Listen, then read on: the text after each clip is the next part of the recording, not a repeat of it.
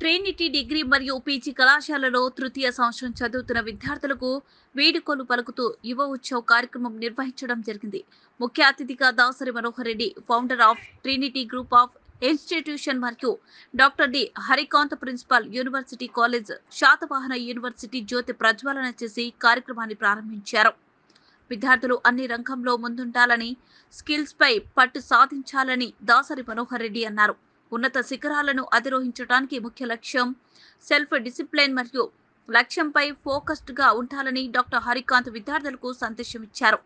ఉత్తమ ఫలితాలు సాధించిన విద్యార్థులకు బహుమతులు ప్రదానం చేశారు.